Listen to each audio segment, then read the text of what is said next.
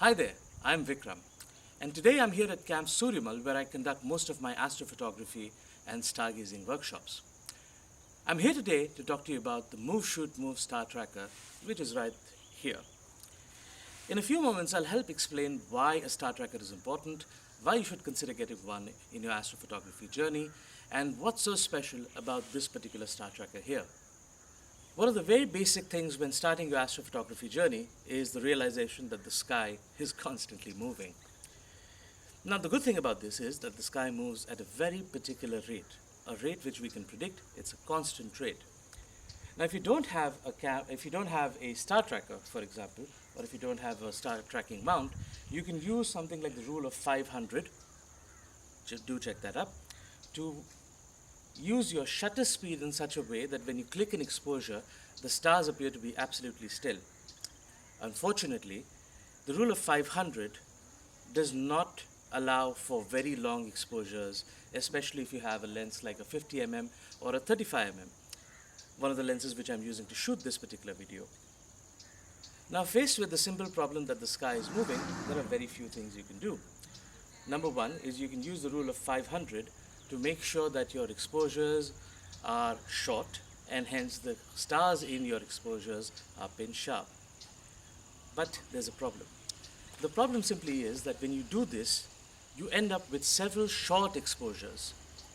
You can end up taking a lot of exposures in this case, putting a sort of load on your computer because you've then got so many of your images which are just waiting to be processed. Another solution is using a star tracker like this one. Let's break this down to understand what this star tracker exactly does. And of course, I'll talk about the camera as well and the settings that you need to use for your astrophotography journey. Now, this is your bare bones tripod. You can see that there's absolutely nothing attached here. When I asked Move Shoot Move to send me the star tracker, they were nice enough to send me what is called as a base. This is the base right here. This base is simple. You can take this base, attach it to your tripod, replacing of course with your ball head or a pan head or whatever head that you have, and you can screw this on and it fits just like that. Once you've set up the base, the next comes the Nomad itself, and this is it. The Nomad is this very small piece of gear that sits on top of your tripod and your base, and all you have to do is you have to remove the base like so, attach the Nomad, and you're good to go, mostly, but just wait for the next step. I opted for the Z mount. Now, those of you who are doing astrophotography for some time will be familiar with the name Alan Wallace. He was truly a stellar member of the astrophotography community. Move Shoot Move designed the Z mount in association with Alan Wallace, and it's going to be something which is going to be a bit of a game changer. Now, of course, you can directly skip these steps here, and you can just put your ball head here, and on top of the ball head you can install the Nomad Star Tracker. Where this changes is when you use the Z mount and the base right here. If I turn this, you can see that the base is moving up and down. Using this attachment right here, you can go ahead and put your Z mount base on top of your Nomad Star Tracker. Once that's secure, you can lock it down like so.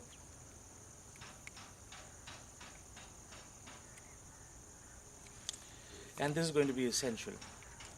Once it's set up, you can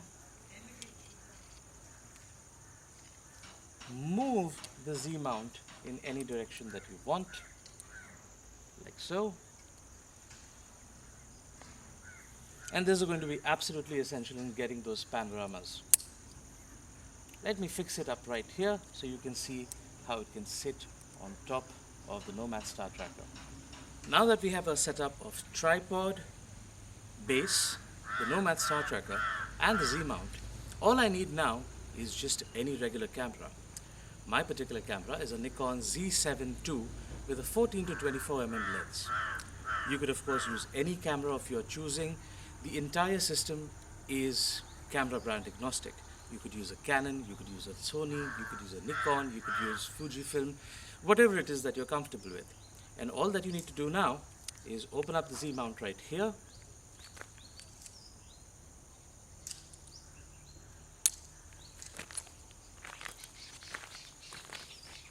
And attach the camera like this. But wait, there's a twist. And the twist is quite simple. You could attach your camera right here, and then by loosening the knob here, you can move your camera in any direction possible. But because of the Z mount, there's one more thing you can do. You can attach any regular ball head. You can use this from your own tripod or get one from the Move Shoot Move website. And all that you have to do now is you can use this, attach the ball head to the Move Shoot Move star tracker like so.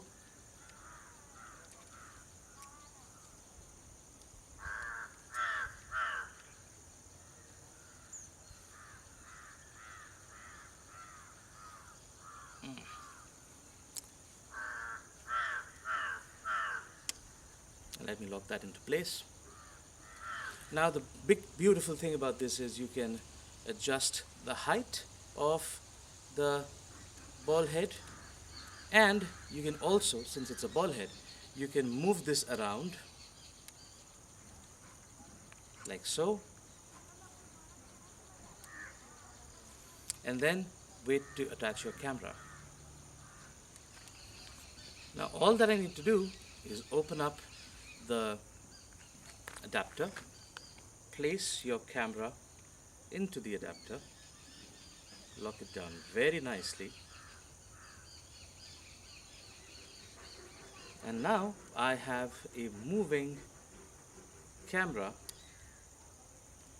on top of the Nomad star tracker. Not only is this great for panoramas, but here's the deal. If, for example, this is going to point north, and I'm going to show you in a bit how that's done. You can point north and then essentially move this in any direction that you want, lock it in and begin shooting.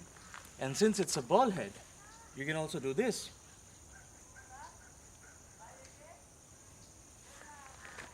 Isn't that fun? Now that you've already mounted your camera, your ball head, your Move Shoot Move Nomad, and you think you're all ready to go. But no, wait, there's a step that we've forgotten. The step is to align the star tracker to the North Celestial Pole. You know, the place in the sky where the North Star is and everything else appears to move around it. Now, as you can see, that there's no real way that you can load up a small piece of gear which you can look through and then you can align it to the North Celestial Pole. The Nomad doesn't come with that. What it does come with is this. It's a laser. And the ingenious way about it is you can just screw in the laser like so.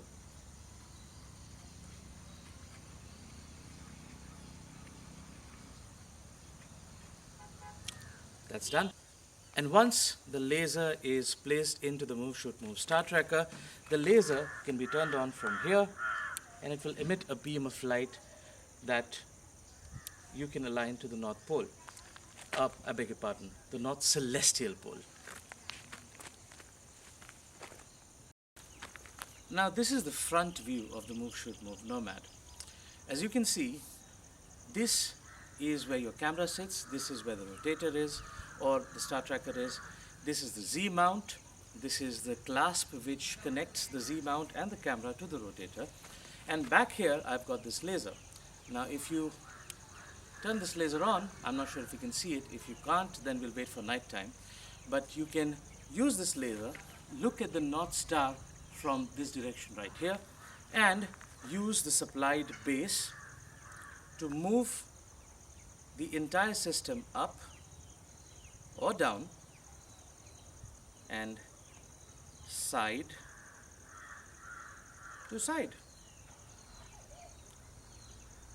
Now Till the time they didn't send me the base, I thought it would be absolutely fine just, mounting a simple ball head and then mounting the Z plate on top of the Move Shoot Move Nomad.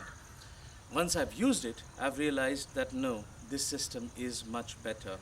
This system allows you to fine tune your polar alignment in a very fast and efficient way.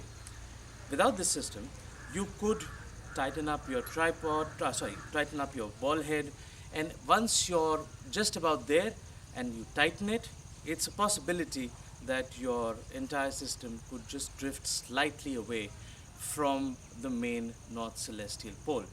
So once again, thank you Move Shoot Move for supplying this base. I didn't think it would be such a great help, but it certainly is. So now we're mostly good to go. You've got your tripod nice and leveled, and that's important because leveled tripods generally mean that you have less chance of it falling over. You've mounted the base plate, you've mounted the Nomad on top of the base plate, you've mounted the Z mount on top of the Nomad, and you've mounted your camera on top of the entire thing. All that remains now is to align the mount itself with the North Star, which we'll do at night time. I generally prefer to do my setups when it's bright outside so I can see everything and see all the small things and the small pieces that are there so that I don't make a mistake and drop something that I'm not supposed to. But the sun has just set behind me, and we'll see each other again when it's nighttime, and I'll show you how to align the Move Shoot Move Nomad to the pole star or the North Celestial Pole, and also maybe talk about one or two more ways that Move Shoot Move makes it possible for you to do even more precise polar alignment. So yeah, we'll see each other after it's dark. Okay, so it's night time, and as promised, I'm back here again to show you how to align the Move Shoot Move Nomad Star Tracker. Now, once it's obviously dark enough to see the stars themselves, all that you need to do is move the base roughly to where the North Star is. I can see the North Star is right there. Maybe I'll use another angle, maybe the camera can capture it, maybe it can't, I don't know, but I'll show it to you right here. We're moving the Nomad, okay, and now once you've got it roughly sort of looking over at the North Celestial Pole or the North Star, I can locate the star looking right there, and all I have to do now is turn on the laser. It's pointing quite a bit south. Actually not south, it's south of the North Celestial Pole. Okay, and there it is. You can use constellations like Cassiopeia and the Great Bear to locate the North Star. And there it is, roughly, and that's good. Now all you need to do is you need to turn off the laser, and that's mostly just done. If you're shooting with a very wide lens like a 14mm or a 11mm or even an 18 to 55mm kit lens, this method is absolutely fine. You don't really need anything else to go along with that. But if you need something a little more precise, if you're shooting with a very long focal length above 50mm, there's another way you can actually do that, and I'll just talk about it in a minute. Now, in case if you have a camera lens which is about 50mm, 85mm, I have not really tested all of those focal lengths personally. I will do that in the days to come. You'll probably see a bunch of more videos which test the Nomad's tracking ability up to 135mm. I've got the 135 f2 Samyang lens, which is for astrophotographers, it's a beautiful lens that you can use. But if you really want more precise polar alignment, Move Shoot Move also sells a polar scope. Now, a polar scope will attach right above the laser, and you would have to look through that polar scope like so and align the North Star by using an app, and once that's done, it's going to give you much more precise polar alignment. So your tracking is going to stay longer, your tracking is going to be more precise, it's going to be in place for a long time, and the stars won't drift as much in your field of view in your camera.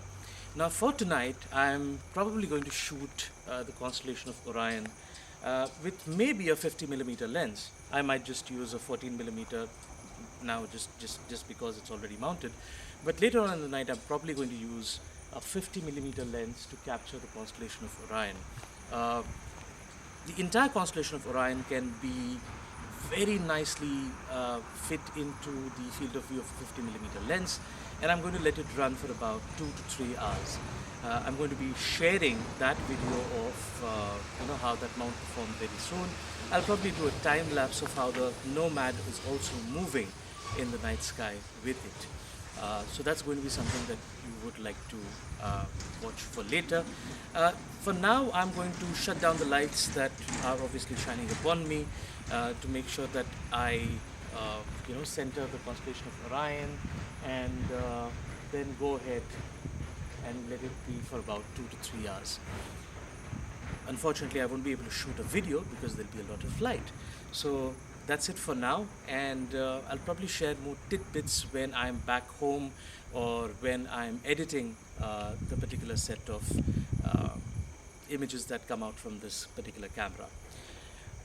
Just so that you know, the kind of settings that I'm going to use for Orion is, if I'm going to use a regular 30-second exposure, it's going to be somewhere close to ISO 1600. I'm going to be using a 50mm lens. I have a 50mm 1.4, but that's generally not at that sharp for the stars at 1.4, so I'm probably going to keep it at 2.8. So f2.8, 50mm, shutter exposure time is 30 seconds, and ISO is going to be 1600. And we're going to see how that performs and if there's going to be any more trailing in the images themselves. So with that, today's video comes to an end, or maybe it's a series, and I've uploaded this in many parts. I don't know yet, but for whatever it's worth, I'm going to be spending a night below the beautiful stars in rural Maharashtra in India, and I'll get to share results with you very soon. So bye, and see you next time.